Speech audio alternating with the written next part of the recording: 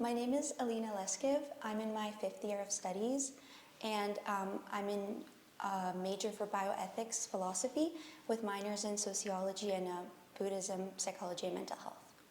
I guess one aspect of the BPM program is it kind of opened my mind to how differently things could be approached. Like, it helps with, meditation helps with a lot of different things to do with mental health.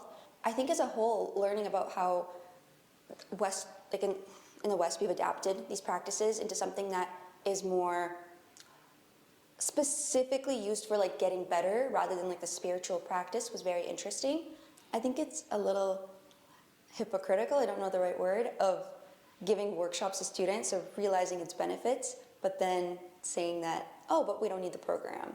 That you're taking whatever is significant to you, but taking away the bigger aspect of it, where it actually teaches you the background and more specific information about it rather than just the treatment. It's giving a very Westernized use of it specifically just for the benefits and kind of throwing everything aside.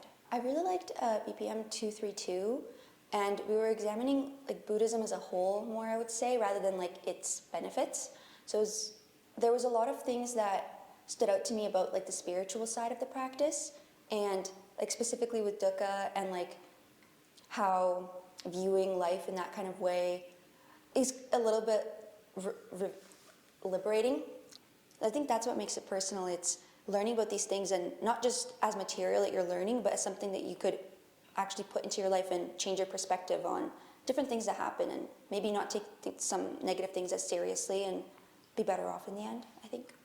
In the course I'm taking currently, BPM 381, we recently did a retreat to sick kids, and we were able to attend a mindfulness retreat, and we had some monks from the Plum Village from France. So it was really interesting to hear directly from them the impacts it had on their lives and how they came to be Buddhist. But I don't think it makes students have to convert to the religion. I think it's something that you could do, but it's never expected and it's never enforced.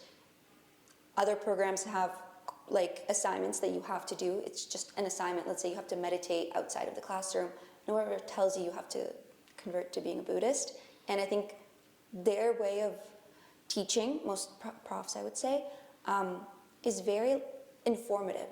Don't close the program, please. It's so cool, and I think more students would benefit from it and learning about these things. So I think shutting it down is just closing such a big area of study, and also this personal field that I was talking about, letting students enjoy something that they're learning about rather than it being forced to just consume and then study.